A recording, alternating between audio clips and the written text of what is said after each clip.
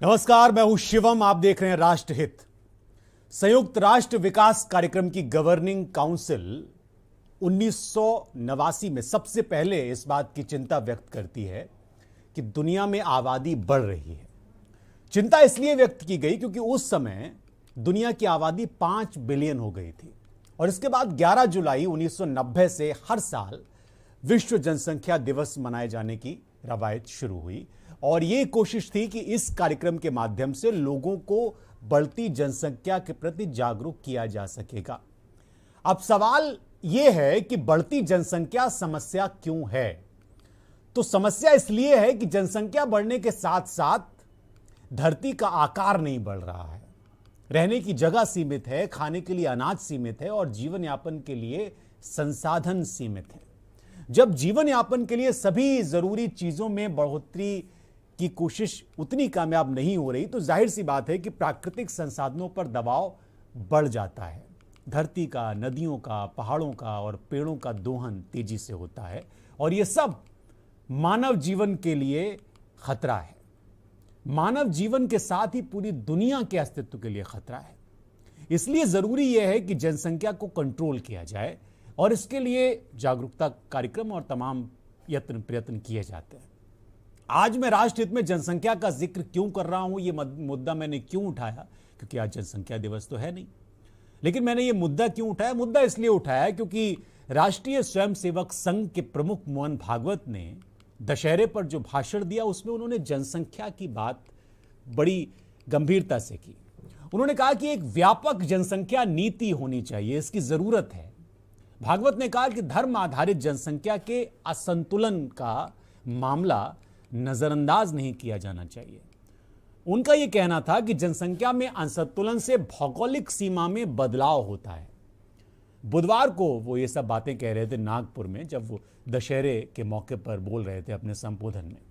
उन्होंने जनसंख्या असंतुलन का जिक्र किया और भारत से किस तरह के हालात बन सकते हैं इसके बारे में उन्होंने बताया। उन्होंने कहा कि भारत को गंभीर परिणाम भुगतने पड़ सकते हैं।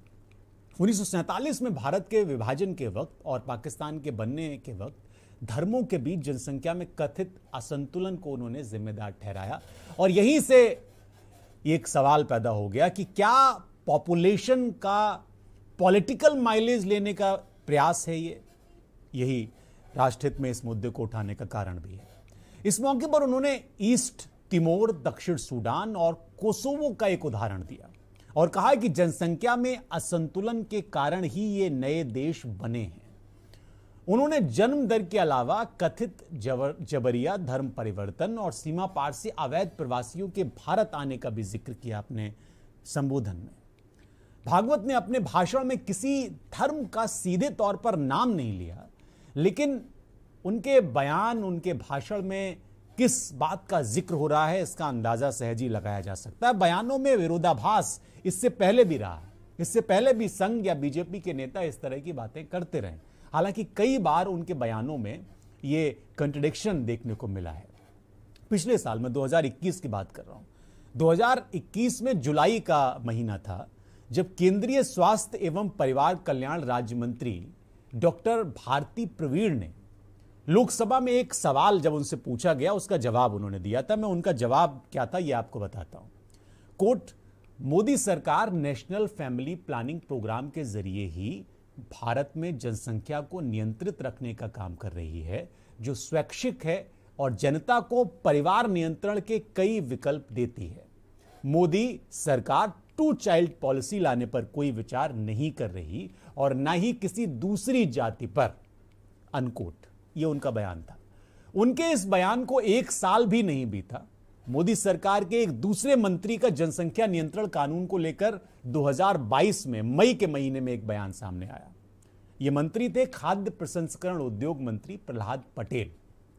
रायपुर में उन्होंने एक बयान दिया और ये पहला जो मैंने आपको बयान बताया उससे एकदम अलग था। उन्होंने कहा कि जनसंख्या को नियंत्रित करने के लिए एक कानून जल्द लाया जाएगा। एक प्रेस कॉन्फ्रेंस में ये बोल रहे थे वो। उनसे जनसंख्या नियंत्रण कानून के बारे में पूछा गया था। उनके जवाब में उन्होंने ये बयान दिया, इसको भी मैं कोट कर रहा हूं। उन्होंने कहा कि इसे जल्द लाया जाएगा, इस कानून को चिंता न करें। जब इस तरह के मजबूत और बड़े फैसले लिए गए हैं तो बाकी को भी किया जाएगा, कोट अनकोट। मंत्री के बयान के करीब 4-5 महीने बाद जनसंख्या को लेकर ये जो ताजा बयान जिसका जिक्र मैंने शुरू में किया, मोहन भागवत का भाषण, उसमें उन्होंने आ गया।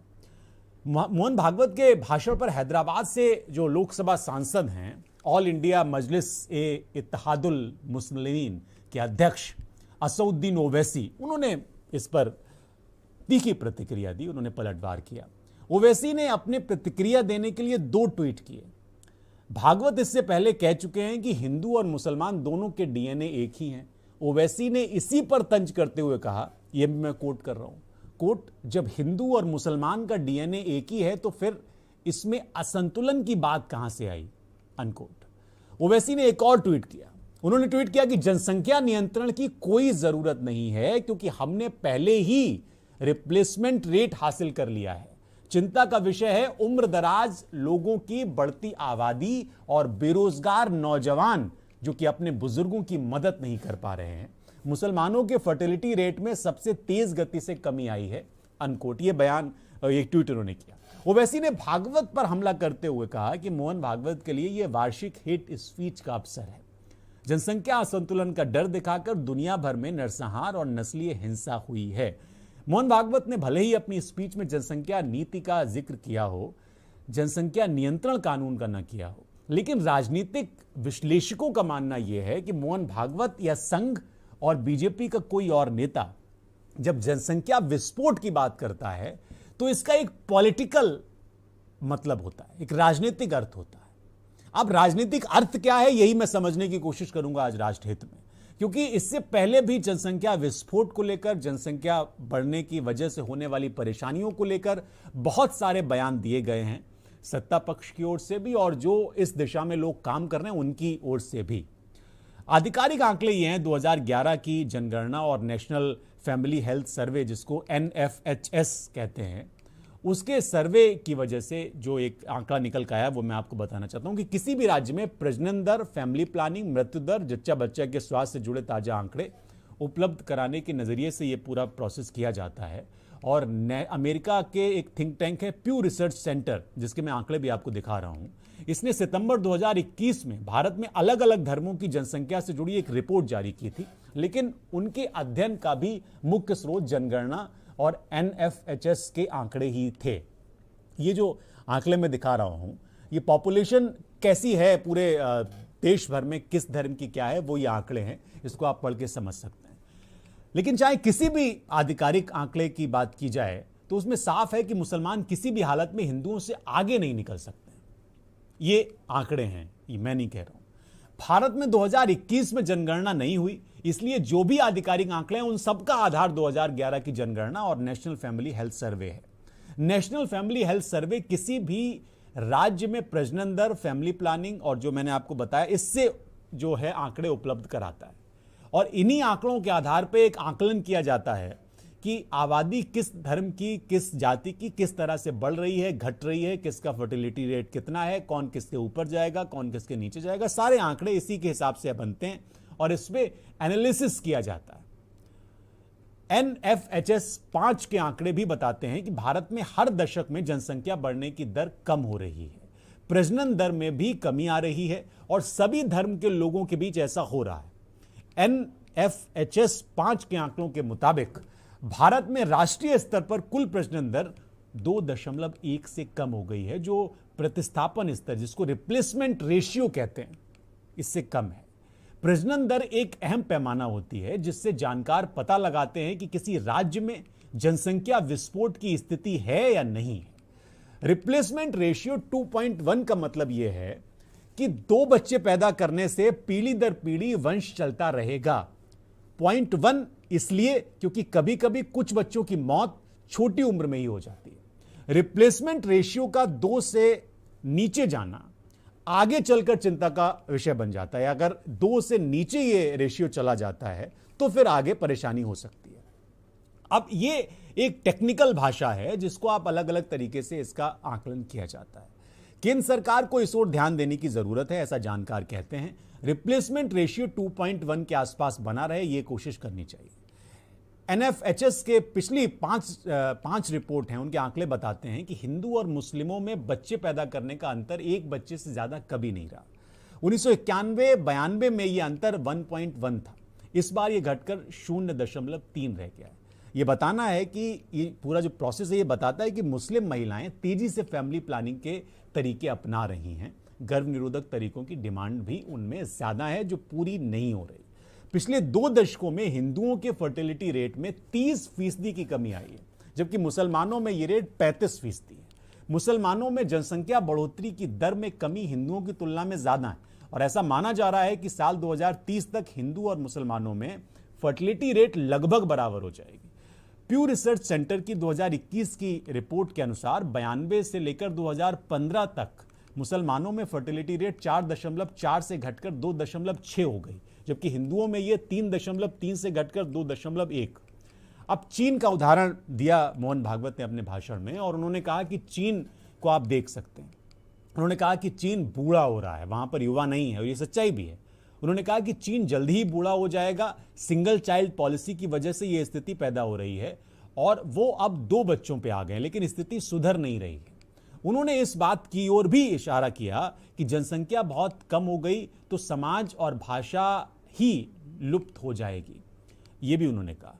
अब ये भी कंट्रडिक्शन है कि एक तरफ जनसंख्या कंट्रोल की बात होती है, दूसरी तरफ एक ये भी चिंता जाहिर करते हैं।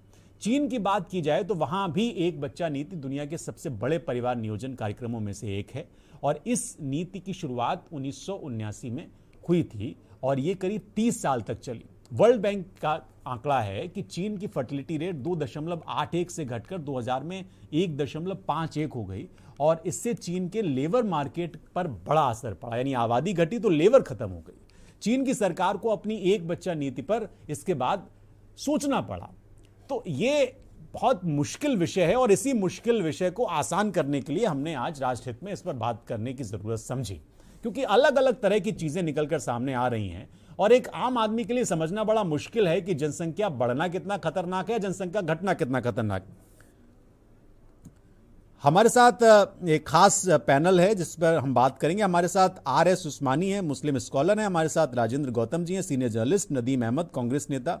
दिलीप यशवर्धन जी हैं, राजनीतिक विश्लेषक। और असीम मार्शल हैं, समाजशास्त्री हैं। शबनम पांडे हैं, बीजेपी की प्रवक्ता हैं। सबसे पहले राजेंद्र गौतम जी, मेरा प्रश्न आपसे है। ये हालांकि इस बयान के बाद इस पे चर्चा शुरू हुई, डिबेट शुरू हुई जो कल उन्होंने कहा अपने भाषण में, लेकिन मैं ये समझना चाह रहा हूं कि ये हमेशा से एक बड़ी चिंता का विषय रहा कि भाई आबादी को आप किसी तरह से कंट्रोल करिए क्योंकि संसाधन उतने हैं, जमीन उतनी है, सारी चीजें उतनी हैं, लेकिन फिर भी कोई इस तरह की पॉलिसी को लेकर सरकार उस तरह से गंभीर नहीं दिखाई दी। तो मोहन भागवत का अपने भाषण में इतना समय देना इस समस्या को क्या दर्शाता है? दिलीप यशवर्धन जी, अगर आप हैं हमारे साथ। राजेंद्र गौतम जी, आपने सवाल राजेंद्र जी से किया था, आई थिंक। हाँ, राजेंद्र जी से। राजेंद्र जी, दिलीप जी मैं आता हूं आपके पास। राजेंद्र गौतम जी,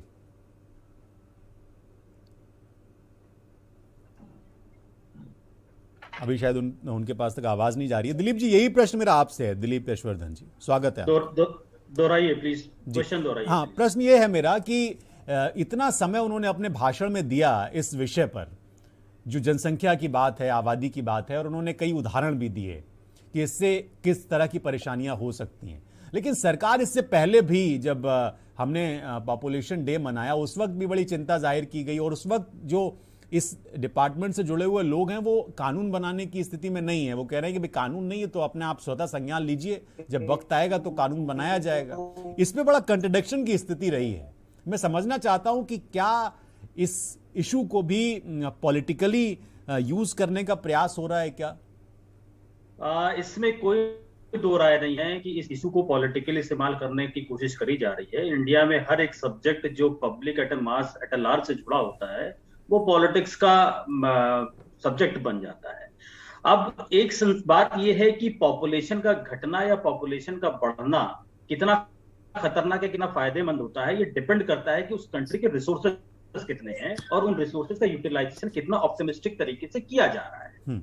इंडिया में पॉपुलेशन इंक्रीजिंग है, इसमें कोई दो राय नहीं है, और ये एक स्टेज पर आकर रुकनी चाहिए। उसके बहुत सारे फैक्टर्स हैं, छोटे छोटे सामाजिक फैक्टर्स भी हैं, धार्मिक फैक्टर्स भी हैं पॉपुलेशन बढ़ने के, ये अलग बातें हैं। लेकिन जो हमारे देश में पॉपुलेशन है, उस पॉपुलेशन के हिसाब से हमारे देश में रिसोर्सेज अवेलेबल हैं, लेकिन उनका यूटिलाइजेशन उस बराबर के रेशियो में नहीं हो पा रहा। अच्छा, गवर्नमेंट को इस पार्ट पर सोचने की जरूरत है, क्योंकि भारत को देखिए युवा देश कहा जाता है।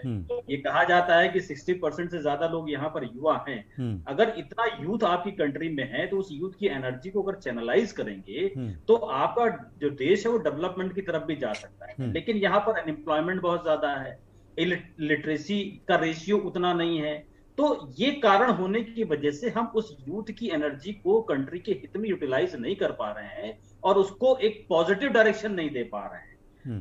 पॉपुलेशन बढ़ते जाना एक चिंता का विषय है और वो रुकना चाहिए। और जहां तक सामाजिक मूल्यों की अगर आप बात करेंगे कि समाज अपने आप इस बात पर रोक लगा देगा, तो ये बड़ा मुश्किल है, क्योंकि समाज जो होता है वो बहुत सारी रूढ़िवादी नीतियों से, बहुत सारी मान्यताओं से, बहुत सारे सेल्फ कंसेप्शन से ड्राइव होता है, और उन पर रोक तभी लगाई जा सकती है जब उसको लेकर के कोई कानून आए। और कानून एक समय जब पॉपुलेशन बहुत ज्यादा बढ़ती चली जाएगी तो सरकार की ये जिम्मेदारी बनेगी कि वो इसको लेकर के कानून बनाए, और कानून का बनना जरूरी है। अब रहा जो मोहन भागवत का स्टेटमेंट है, मोहन भागवत का स्टेटमेंट सामाजिक हित में भी है और पॉलिटिकली मोटिवेटेड भी है।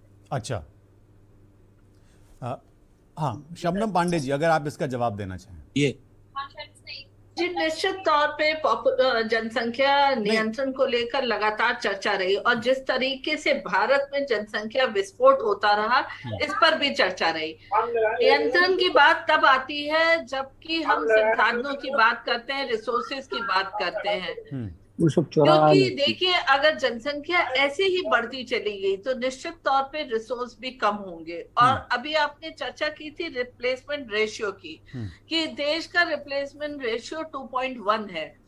मुस्लिम समुदाय को छोड़कर जितने भी धर्म के लोग हमारे देश में रहते हैं उनका रिप्लेसमेंट रेशियो 2.1 से कम है, लेकिन मुस्लिम आबादी का रिप्लेसमेंट रेशियो 2.3 है, जो कि एक चिंता का विषय है। इस पर धर्म की राजनीति करने के बजाय इसे गंभीरता से देखना चाहिए कि हर किसी को अगर जनसंख्या नियंत्रण करना है तो हर किसी को जनसंख्या नियंत्रण पर बराबरी का सहयोग करने की जरूरत होती है, क्योंकि देश की आबादी बढ़ेगी तो जो मुसीबतें सामने आएगी वो किसी एक धर्म या एक समुदाय को नहीं, पूरे भारत के नागरिकों पे आएगी।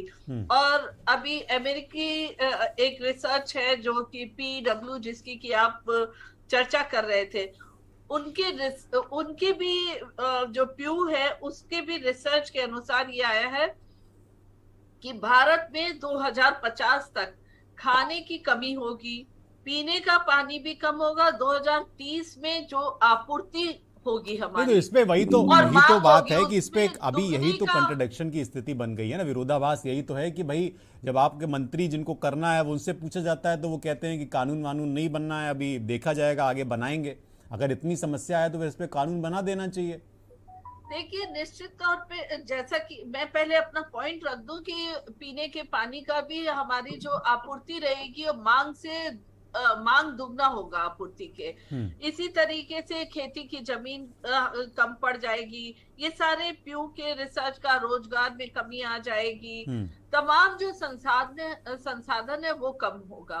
हाँ, हमारे जो केंद्रीय मंत्री हैं उन्होंने इस बात पर जरूर कहा कि हाँ अभी कानून नहीं बनेगा, पर तमाम 11 राज्यों में ये कानून है और लगातार इस पर कानून बनाने की चर्चा इसलिए हो रही है क्योंकि इस पर जो कानून होगा वो कानून शॉर्ट पीरियड्स के लिए जरूरी है, लंबे समय के लिए नहीं। क्योंकि शॉर्ट पीरियड के लिए इसलिए जरूरी है, जो हमारा रिप्लेसमेंट रेट जो थोड़ा बढ़ा हुआ है किसी समुदाय में, तो ये कानून लाने के बाद निश्चित तौर पे वहां भी हमारा जो TRF है, इसको TRF भी कहते हैं, ये TRF हमारा देश के TRF के बराबर होना चाहिए। अगर आज हमने कदम शॉर्ट पीरियड के लिए लगाया तो आगे जो जहां कहा जा रहा है पीयू के रिपोर्ट में कि 2050 तक भारत की जनसंख्या विस्फोटक होगी और चीन की जनसंख्या से ज्यादा होगी।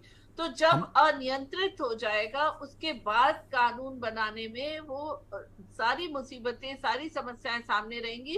पर अब जैसे जैसे कुछ ही सालों में ऐसा रहेगा कि सरकार को ये कानून लाना ही पड़ेगा किसी भी हालत पे कि हम विस्फोटक हमारे साथ एक स्थिति दर्शक तक हैं ना राजस्थान से। पहुंचे। जी, मैं उनको ले लेता हूं क्योंकि दर्शकों को भी लेता हूं फोन लाइन पे मैं।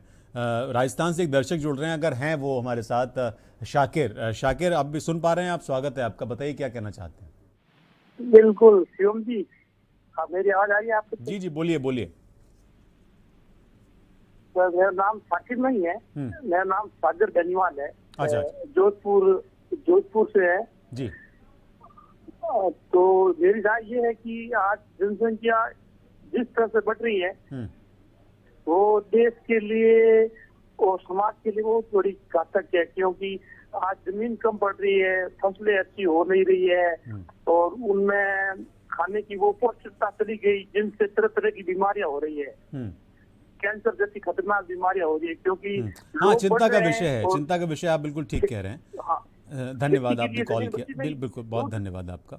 RK उस्मानी साहब, ये एक विषय इसलिए भी महत्वपूर्ण हो जाता है, हालांकि इस पर पहले भी ये प्रश्न उठा कि भाई इसको राजनीतिक रंग नहीं देना चाहिए, लेकिन जो बात दिलीप यशवर्धन जी ने कही, उन्होंने कहा कि इसमें इस बात से भी इनकार नहीं किया जा सकता कि ये जो चिंता है ये पॉलिटिकल मोटिवेटेड चिंता है।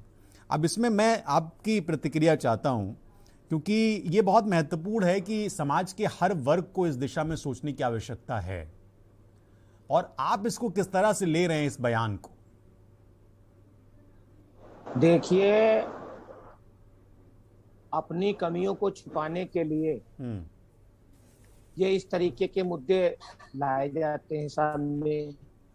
अभी तक राम जन्मभूमि का मुद्दा चल रहा था, जब इलेक्शन आता था राम जन्मभूमि आ जाती थी। राम जन्मभूमि वाला मुद्दा हल हुआ, कृष्ण जन्मभूमि वाला मुद्दा आ गया। कृष्ण जन्मभूमि का मुद्दा खत्म होगा तो ज्ञान माफी का मुद्दा आ जाएगा। अब जब जनता जान गई कि जो वादे किए थे इन्होंने, 2 करोड़ लोगों को 1 साल में रोजगार देंगे, आज 8 साल से इनकी सरकार है, 16 करोड़ लोगों को रोजगार मिल जाना चाहिए था, रोजगार नहीं मिला। इससे पहले जो अभी बोल रहे थे वो कह रहे थे कि इस देश में संसाधन मौजूद है, उनका यूटिलाइजेशन नहीं हो रहा है। तो सारी चीजों अपनी कमियां छिपाने के लिए जो 300 रुपए का सिलेंडर कांग्रेस की सरकार में था गठबंधन की, वो आज 1100 रुपए का हो गया। जो पेट्रोल 50 रुपए का था वो 100 रुपए में हो गया। जो डीजल 30 रुपए में था वो 90 रुपए में हो गया। तो ये अपनी कमियां छिपाने के लिए, और इलेक्शन आ रहे हैं कई प्रदेशों में और लोकसभा का भी चुनाव जो है वो 24 में होना है, तो इसलिए इस तरीके के मुद्दे ये लेके आते हैं। और 2.1% अगर पूरी आबादी बढ़ रही है तो मुस्लिम समाज का 2.3% कहां से आ गया? जब ये पिछड़े वर्ग की जनसंख्या की गिनती नहीं करा पाए हैं, इस देश की जितनी पॉलिटिकल पार्टी है, चाहे वो बहुजन समाज पार्टी हो, चाहे समाजवादी पार्टी हो, चाहे राष्ट्रीय जनता दल हो, जितना पूरा विपक्ष है वो कह रहा है कि पिछड़ों की गिनती करा लीजिए। तो पिछड़ों की गिनती तो तुम करा नहीं पाए, माइनॉरिटी की गिनती कहां से करा लिए? और अगर जनसंख्या वृद्धि, मुसलमानों की जनसंख्या वृद्धि से देश का विकास रुक रहा है, तो हमको ये बताइए कि आपकी सरकार आने के बाद आपने इंडियन एयरलाइंस क्यों बेच दिया? आपने रेलवे क्यों बेच दिया? आपने बीमा कंपनियां क्यों बेच दिया? आपने पूरे देश को क्यों बेच दिया? आज स्थिति ये है कि इस देश के जितने रेलवे स्टेशन है वो सब बेचे जा चुके हैं। राजेंद्र, हाँ, नहीं ठीक, लेकिन ये कमियां आप ये कह रहे हैं उस्मानी साहब कि ये जो भी हो रहा है ये इसलिए हो रहा है कि लोग अपनी कमियां छुपाने के लिए राग छेड़ देते हैं। राजेंद्र गौतम जी हमारे साथ हैं। राजेंद्र जी देखिए, इस पे कानून की मांग अगर इतनी चिंताजनक स्थिति है तो जाहिर सी बात है कि 2 चाइल्ड पॉलिसी लानी चाहिए, जैसा कि चीन में इसको लेकर हुआ। हालांकि बाद में इस पर मंथन चिंतन जब किया गया तो पता चला कि इसकी वजह से लेबर की कमी हो गई चीन में और दूसरी तरह के समस्याएं खड़ी हो गई। भारत की स्थिति को लेकर बहुत सारी एनालिसिस हुई है, डिबेट हुई है जनसंख्या को लेकर, लेकिन जब इसमें पॉलिटिक्स का छौंक लगता है तो फिर ये दूसरी दिशा में मूव हो जाती है और ये सवाल खड़ा होता है मंशा पर। क्या पॉलिटिक्स को कंट्रोल करने की मंशा सही है या फिर ये सिर्फ और सिर्फ एक पॉलिटिकली मोटिवेटेड एजेंडा सेट करने की प्रयास है? राजेंद्र गौतम जी।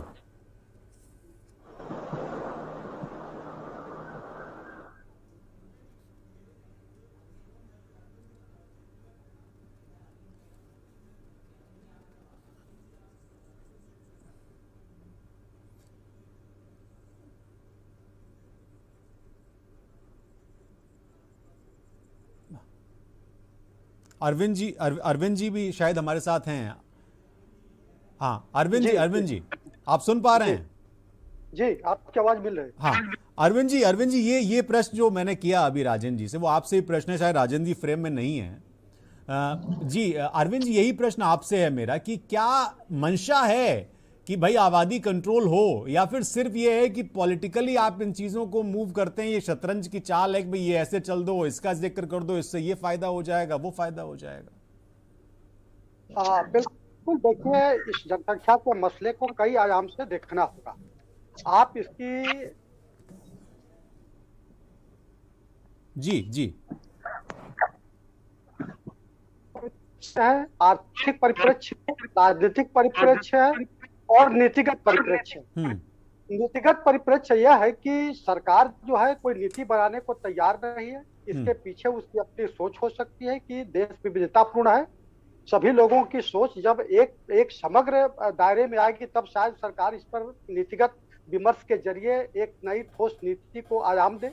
जी। दूसरा इसका आर्थिक पक्ष है। देखिए अभी आपने देखा कि पिछला बजट लगभग 40 लाख करोड़ का पारित हुआ और जो है देश की आबादी जो है 135 करोड़ है। अगर इसको आप डिवीजन करेंगे तो कुछ हजार रुपए जो है एक व्यक्ति के ऊपर खर्च करने को मिलेगा।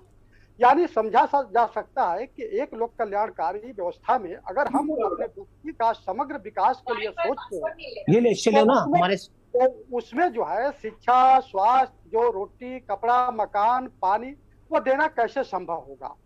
इसीलिए जो है एक जो सकारात्मक सोच की सरकार होती है या उसके जो नागरिक होते हैं वो जनसंख्या को लेकर के चिंतित रहते हैं। देखिए कोई भी भावना राष्ट्र के भविष्य से बढ़ करके नहीं होती है। न वो भावना हिंदू से हो सकता है, न वो भावना मुसलमान से हो सकता है। जनसंख्या अगर बढ़ेगा तो दोनों के लिए दिक्कत होगा। अगर किसी की फर्टिलिटी रेट ज्यादा है और वह जो है तथ्यों को छुपा करके केवल अपने बहस को, विमर्श को दूसरे पर थोप करके यह कहने की कोशिश करे कि नहीं ये कहाँ से आंकड़ा गया, कैसे आ गया, तो देखिए इस तरह से जो है आप जो है शुतुरमुर्ग की तरह रेत में अपना सिर घुसाने का ही काम करें। बिल्कुल सही बात। मेरा मानना है कि देखिए इस देश में तेंदुलकर कमेटी को देखिए, लकड़वाला कमेटी को देखिए, पुरानी जो है किस तरह गरीबी रही है। आज भी 29% लोग गरीबी रेखा के नीचे हैं जिनके पास जो है बुनियादी सुविधाओं का अभाव है।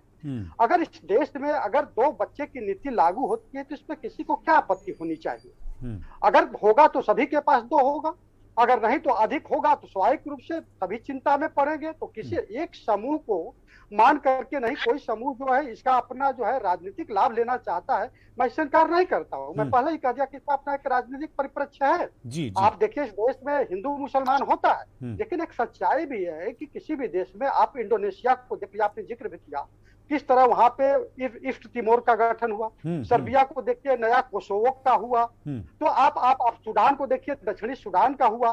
भारत को देखिए ना, आजादी कितने मेहनत से मिली और किस तरह धर्म के नाम पे, मजहब के नाम पर एक देश खड़ा कर दिया गया।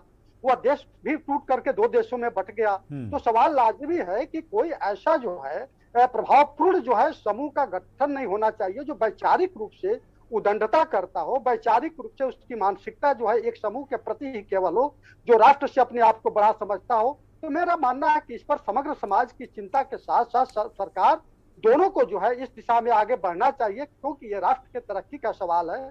किसी के व्यक्तिगत धर्म, मजहब या आस्था से नहीं है। जी हाँ, बिल्कुल सही कह रहे हैं आप। एक छोटे से ब्रेक के लिए रुकने के लिए कहा जा रहा है मुझसे। ब्रेक के लिए रुक रहा हूँ, फौरन आता हूँ।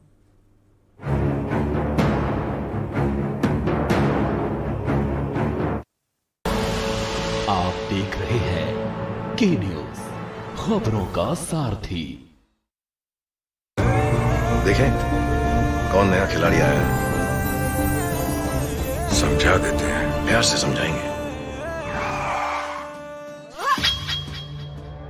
ये तो अपनी जुबान है। जुबान एक हो तो दिल भी एक होने चाहिए। विमल, बोलो जुबान केसरी।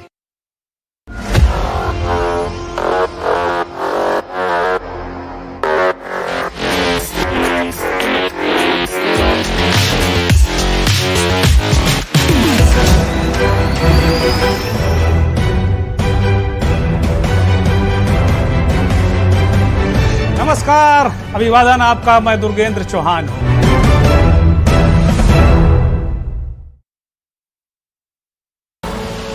आप देख रहे हैं के न्यूज, खबरों का सारथी।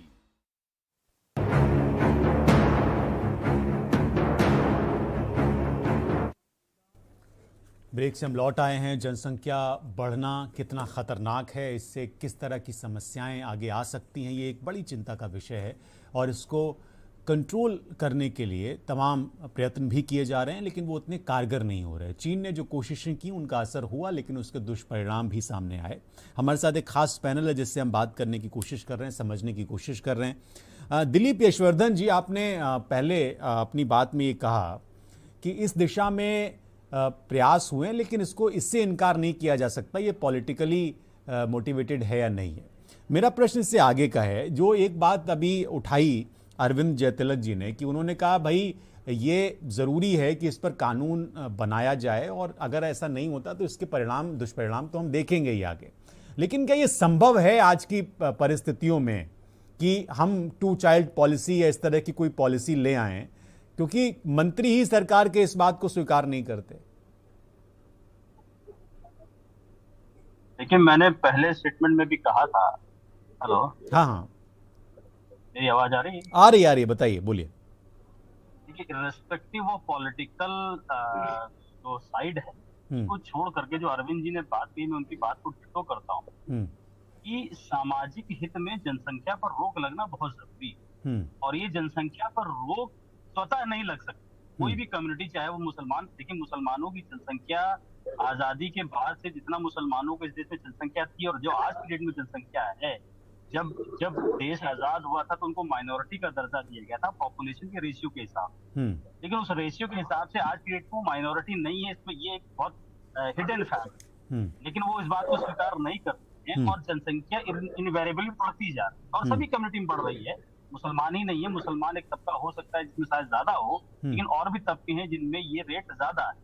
और उसको कंट्रोल करने के लिए जरूरी है कि सरकार कानून लेकर के, क्योंकि अपने तरीके से अगर समाज से उम्मीद करी जाए कि लोग इस बात पर रोके, क्योंकि हमारे देश में, मैंने कहा ना कि जो देश की इकोनॉमी है, जो देश का डेवलपमेंट है, उसको समझने के लिए शिक्षा होनी बहुत, और शिक्षा नहीं है तो आदमी इन चीजों पर, इन पहलुओं पर कभी सोच ही नहीं पाता। जब वो सोच नहीं पाएगा तो स्वतः अपने आप को रोक भी नहीं पाएगा। और इस समय हम लॉ ड्रिवन सोसाइटी में रह रहे हैं, तो जरूरी है कि वो चीजें जो देश के लिए हितकारी हैं, जो समाज के लिए हितकारी हैं, जो पब्लिक एट लार्ज के लिए हितकारी हैं, उनको कानून से ही ड्राइव किया जाए। तो जरूरी है कि कानून आए इस पर।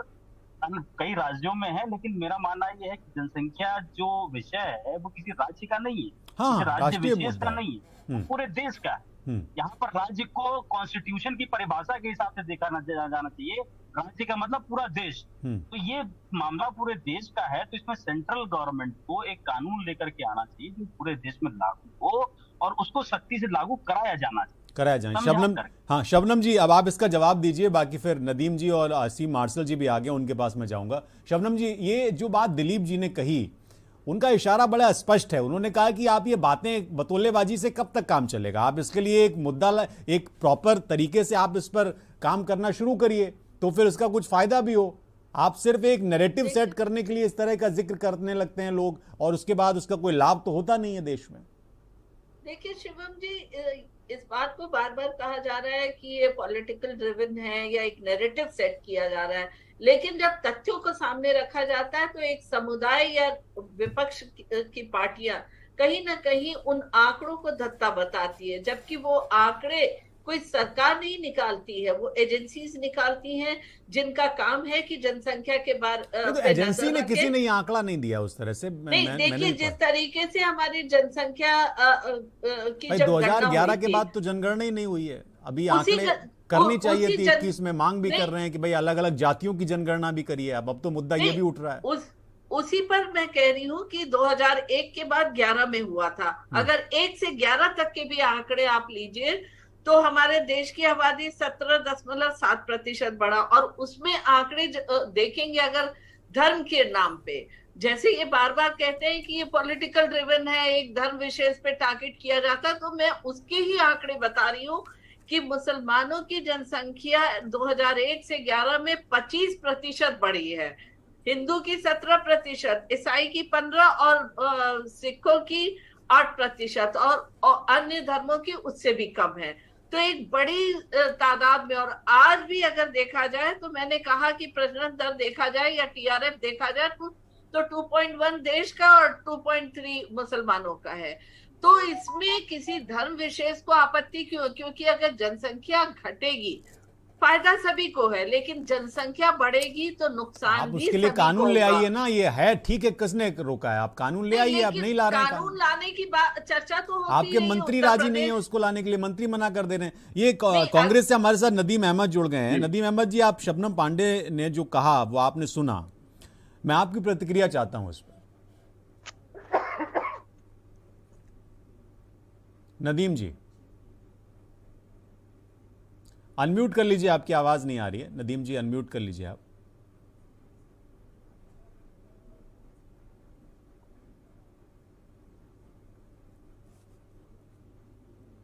असीम मार्शल जी हैं शायद नदीम जी। हाँ, असीम मार्शल जी आप हैं?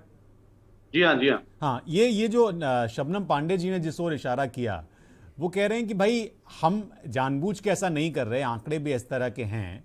और उनका एक और कहना है कि भाई हम इस दिशा में काम कर रहे हैं, हमारी कोशिश है कि भाई इस दिशा में इस तरह से आगे बढ़ा जाए कि कम से कम जो समस्या है, असल समस्या है, उससे निजात मिल सके।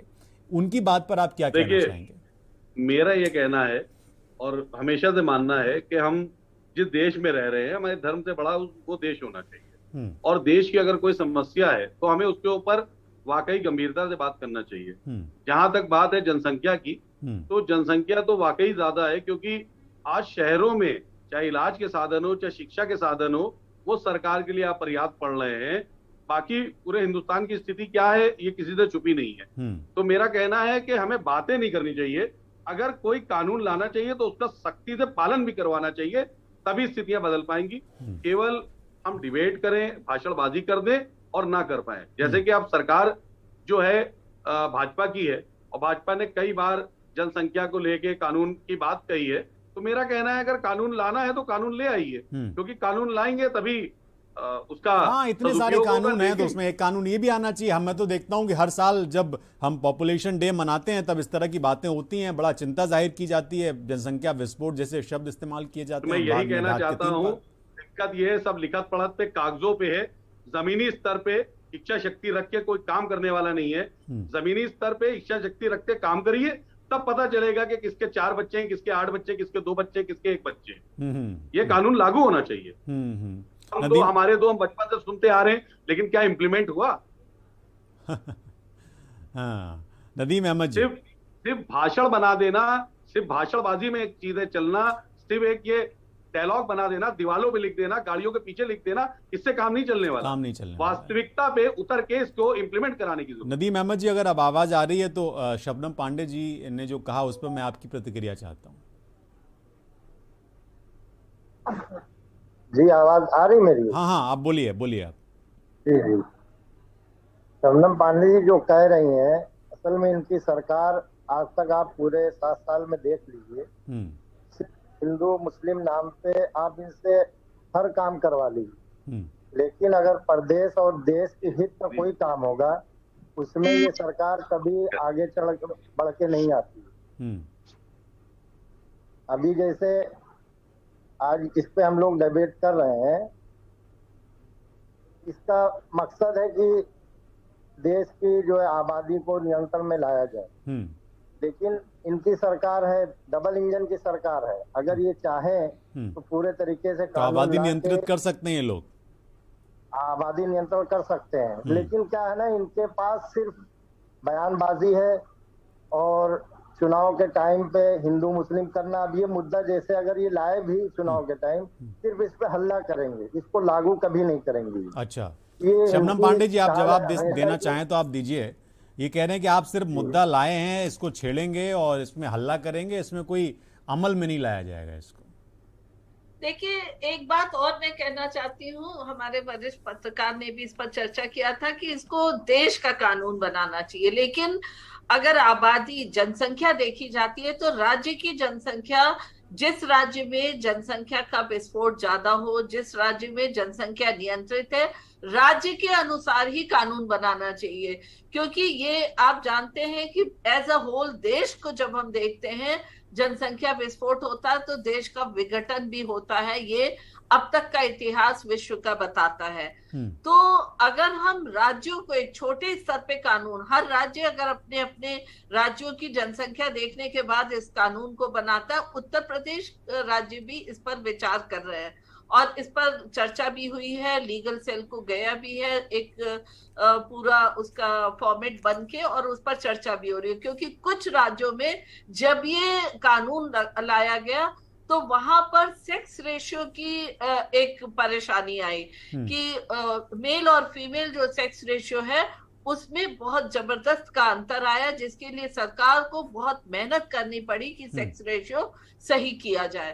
तो इन सब चीजों को देखते हुए सरकार पूरी सर्वे कर रही है धरातल पर, और तभी इस कानून को लाएगी। क्योंकि कानून को लाने के पहले ये भी देखना जरूरी है कि इस कानून को कितने कार्यकाल के लिए लाया जाए और किस राज्य में किस अनुसार लाया जाए, इस पर चर्चा और इस पर एक गहन अध्ययन की जरूरत है।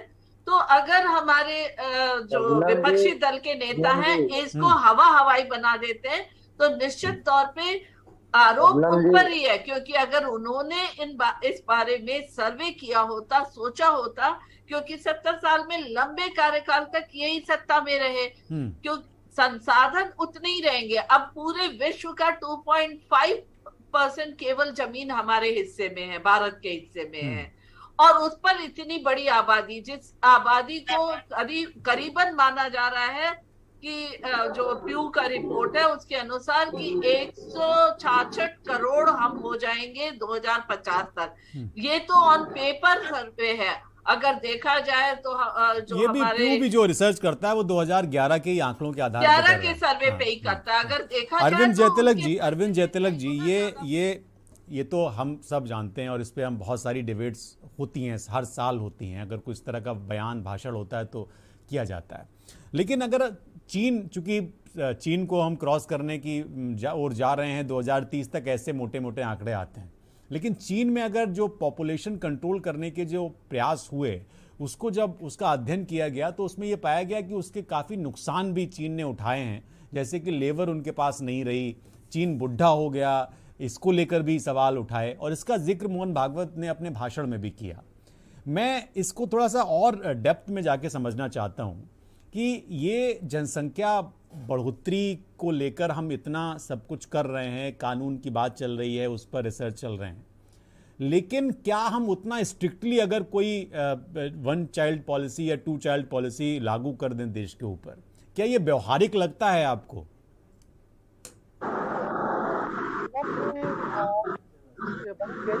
आवाज आ रही है,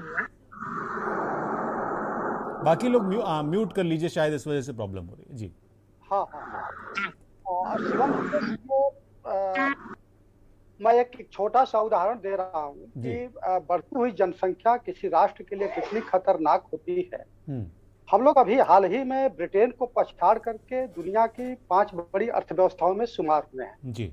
लेकिन जब मैं ब्रिटेन की अर्थव्यवस्था को देखा और अपने राष्ट्र की अर्थव्यवस्था को देखा तो प्रति व्यक्ति आय में इतना आश्चर्य हुआ कि हम ब्रिटेन को तो पछाड़ दिए, लेकिन वहां के लोगों के प्रति व्यक्ति आए हम लोगों से कई गुना अधिक है। इसका सीधा तात्पर्य यही हुआ कि हम लोगों का जो व्यवस्था में जो टोटल जो जीडीपी है उसका जब विभाजन करते हैं और ब्रिटेन जब करता है तो उसके नागरिकों के हिस्से में बहुत अधिक आता है। क्योंकि हमारी संख्या ज्यादा है इसलिए हमारे हिस्से में कम आता है। अब इसी से समझा जा सकता है कि जनसंख्या जो है खतरनाक होती है। दूसरी चीज आपने चीन का जिक्र किया, तो देखिए चीन एक जो है साम्यवादी कंट्री है जी। वह जो है कहता है कि सत्ता जो है बंदूक की नली से होकर गुजरती है और हमारे यहाँ जो है कहा जाता है कि समंदर के कानून जो है जहाजें तय नहीं करती, यानी जनता सर्वोपरि है। तो जहां बंदूक से सत्ता निकलती है और जहां जनता के मनोमस्तिष्क से निकलती है तो थोड़ा अंतर हो जाता है। हम लोगों के यहाँ जब कानून बनता है तो उसकी अपनी एक गरिमा होती है, उसके पीछे कोई हंटर नहीं होता है। तो ये कोई भी कानून में लचीला होना चाहिए, लिबरल होना चाहिए, उसमें परिवर्तन होना चाहिए। ये नहीं कि कोई कानून हम गढ़ दिए तो कभी उसको जो है दशकों दशक गुजर जाए उसमें किसी तरह का परिवर्तन ही नहीं करे। अच्छा। चीन के साथ ऐसा ही हुआ है। चीन ने अपने कानून को तो बनाया, जनसंख्या नियंत्रित किया, लेकिन उसे उसकी समीक्षा नहीं की, समय समय पर समीक्षा नहीं की, पहली चीज। दूसरी चीज देखिए, अब मैं एक उदाहरण देता हूँ और समान नागरिक संहिता को लेकर ही जनसंख्या की तरफ बहस होती है, विमर्श होता है। डॉक्टर लोहिया एक बहुत बड़े नेता थे, जब उनसे कहा गया कि आप इलाहाबाद चुनाव प्रचार में चल तो रहे लेकिन वहां समान नागरिक संहिता का उल्लेख मत करिएगा, उस दौर की मैं बात कर रहा हूँ।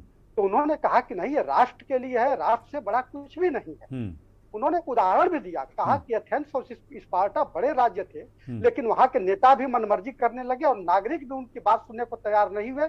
वो उतने बड़े सांस्कृतिक राष्ट्र जो है पूरी तरह से समाप्त हो गए। जब इस देश में विविधतापूर्ण समाज में कुछ लोग मनमानी करेंगे कि नहीं हम जनसंख्या नीति नहीं लाने देंगे, कुछ नेता जबरन करेंगे कि नहीं हम नहीं बनने देंगे, स्वाभाविक रूप से राष्ट्र जो है फिर रसातल में चला जाएगा। हाँ, जो सत्ताधारी पार्टी है उसे थोड़ा कड़ाई से भी पेश आना चाहिए। आप विद्वान एंकर हैं, जानते होंगे कि जब लंदन में टेम्स नदी के किनारे संसद टेम्स की गंदगी से भर जाती थी तो संसद को बंद करना पड़ता था। तो उसका नतीजा हुआ कि जितने सांसद थे वो जो है संकल्प ले लिए कि जब तक टेम्स की सफाई नहीं होगी संसद के पटल नहीं खुलेंगे। और टेम्स की सफाई करके आज गंगा जल की तरह उठा के हम लोग उसके पानी को आचमन कर सकते हैं, पी सकते हैं। सरकारें क्या नहीं कर सकती है? देखिए सरकारें, अब गंगा जल का आपने जिक्र कर दिया, गंगा जल तो अभी भी आचमन योग्य नहीं हो पाया जय तिलक जी, जबकि इतने लंबे प्रयास चल रहे हैं। मैं तो दर्शकों से देख रहा हूँ। दो दर्शक, मैं आता हूं अरविंद जी आपके पास। दो दर्शक हैं हमारे जो कॉल कर रहे हैं, मैं उनसे बात कर लूं एक बार। मैं आता हूं आपके पास। मनोज हैं गोरखपुर से और एक हिमाचल प्रदेश से दर्शक हैं हमारे।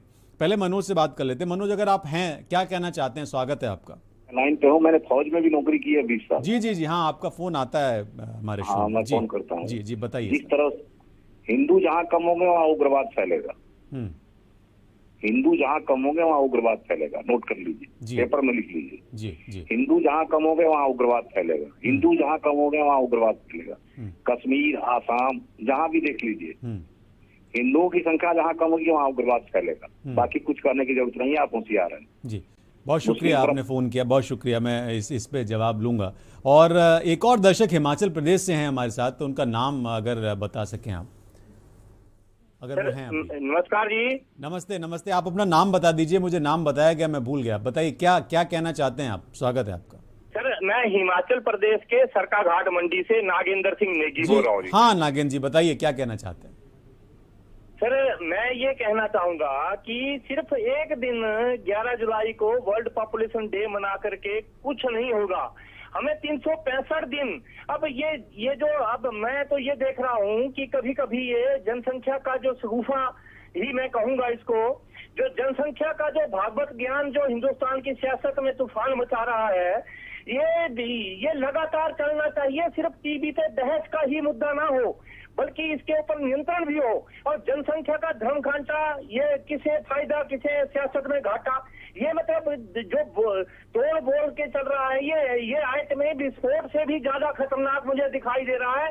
क्योंकि मैं पॉपुलेशन मीटर पर देख रहा था, आज हमारी आबादी 1,41 करोड़ 13 लाख कुछ हजार से ज्यादा हो गई है। आप देखिए कि हम कहाँ जा रहे हैं सर। और सिर्फ हम टीवी पे बहस करते हैं आपने कभी इंदिरा गांधी जी के जो जनसंख्या नियंत्रण पर मजाक उड़ाया था, लेकिन आज हमें वो भुगतना पड़ रहा है।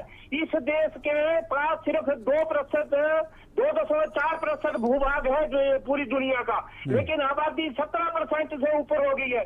मैं एक उदाहरण देना चाहूंगा हिमाचल प्रदेश का। हिमाचल प्रदेश में 70 लाख आबादी में कई सालों से स्थिर देख रहा हूँ।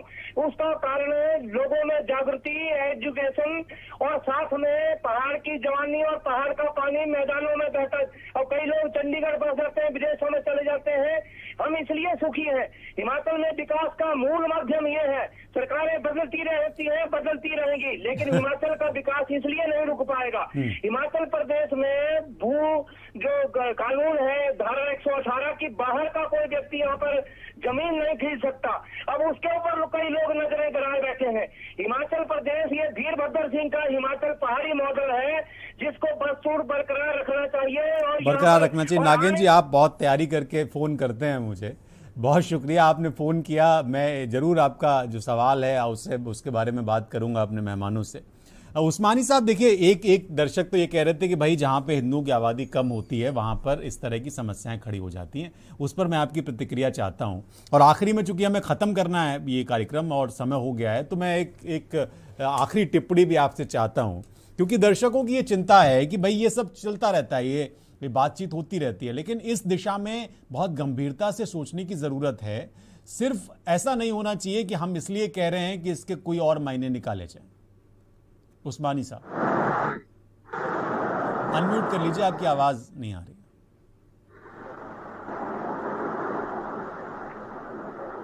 कुछ नेटवर्क की प्रॉब्लम है, उस्मानी साहब नहीं सुन पा रहे हैं हम आपको। नदीम अहमद, अगर आप कुछ कहना चाहें इस पर, अनम्यूट कर लीजिए, अनम्यूट। जी इस कानून से किसी मुस्लिम को या किसी को कोई दिक्कत नहीं है। अगर कानून आ जाता है, सब लोग चाह रहे हैं कि देश की आबादी कम हो ताकि सारे लोगों को सुविधाएं अच्छी मिले और देश जो है खुशहाली की तरफ बढ़े। लेकिन मसला ये आता है कि करेगा कौन। अभी जब बीजेपी मान ली अगर कानून लाती है इस किस्म का, तो सबसे पहले इन्हीं के नेता आएंगे कि फलाने मुस्लिम के पास इतने बच्चे हैं और हमारे हिंदू के पास 2 ही बच्चे हैं। तो सरकार को ये चाहिए कि करेगा कौन, ये बड़ा सवाल है। आखिरी में अरविंद जयतिलक जी, मैं आपसे एक प्रश्न लेके खत्म करूंगा कि ये एक बड़ी चीज है, और शबनम जी भी उस ओर इशारा कर चुकी हैं जब वो बोल रही थी। वो कह रहे हैं कि भाई करेगा कौन। इसमें ये है कि हर ऐसा तो नहीं है कि आप ये कह दें कि एक धर्म के ऊपर एक कानून लागू होता है, एक जाति के ऊपर एक कानून लागू होता है, दूसरे पे नहीं होता। भाई आपको समग्र रूप से करना पड़ेगा। अब ये तो नहीं हो सकता कि आप एक आदमी को कहें कि आपके लिए ये नीति है और दूसरे से कहें ये नीति नहीं है। तो ये थोड़ा सा इसके बारे में बताइए संक्षेप में, क्योंकि मुझे आखिरी में खत्म करना है आपके वक्तव्य से। जी शिवम जी, देखिए, मुझे लगता है कि किसी भी लोकतांत्रिक व्यवस्था में सत्ता संचालन से लेकर के सामाजिक, आर्थिक, राजनीतिक, ये सारा दारोमदार जो है सत्ता से ही होकर के गुजरता है। तो कानून बनाना, कानून को अमल में लाना, पालन कराना, यह सत्ता की ही जिम्मेदारी। मुझे लगता है कि नेता जो देश के हो रोशनी में कपड़े बदलते रहते हैं, लेकिन पकड़ लिए जाते हैं। तो अगर कोई जो है चाहे सत्ताधारी हो, विपक्ष हो, इस गंभीर मसले पर अगर जो है उस तरह का बयान करेगा कि सांप भी मर जाए लाठी न टूटे, तो वो पकड़ में आ जाते हैं और पता चल जाता है कि उनकी इरादा क्या है। क्या वो राजनीतिक तौर पे मुनाफाखोरी के लिए इस तरह के राग अलापते हैं, या उनका कोई और जो है कोई छिपा एजेंडा होता है। मुझे लगता है कि भारत का हर नागरिक जो जागरूक है, जिसके अंदर भी राष्ट्र के प्रति अपनी चेतना है, स्वीकार्यता है, या अपने जो मूल्य है, प्रतिमान है, उसको लेकर गंभीर है, तो वह वाजिब तौर पे वह चाहेगा कि जनसंख्या जिस तरह से बढ़ रही है उसमें कमी आए, और जो हमारे यहाँ आर्थिक संसाधन जो सीमित है उसका जो है भरपूर जो है जनता के लिए दोहन हो और राष्ट्र का समग्र विकास। बहुत शुक्रिया आप सभी मेहमानों का, शबनम पांडे जी, आर के उस्मानी, अरविंद जयतिलक जी, नदीम अहमद, दिलीप यशवर्धन और असीम मार्शल कुछ देर के लिए हमारे साथ जुड़े हुए थे। सभी का बहुत शुक्रिया। आज के राष्ट्रहित में हमने बात की जनसंख्या नियंत्रण की। ये बात इसलिए भी महत्वपूर्ण है, और जैसा कि हमारे एक दर्शक भी कह रहे थे कि सिर्फ एक दिन के लिए नहीं होनी चाहिए, इस पर बहुत नीतिगत तरीके से चोट करने की आवश्यकता है। ये संभव नहीं है कि आप एक तरह की आबादी पर अंकुश लगाएं और दूसरी तरह की आबादी को बढ़ने का मौका दें। इस पे आपको समग्र रूप से रणनीति बनानी होगी, नियम बनाने होंगे, कानून बनाने होंगे और उसके बाद इसको कंट्रोल करने की दिशा में आगे बढ़ना चाहिए और समय समय पर इसकी समीक्षा करना भी ज़रूरी है, नहीं तो हालत चीन जैसी भी हो सकती है। आज के राष्ट्रहित में इतना ही। बहुत शुक्रिया।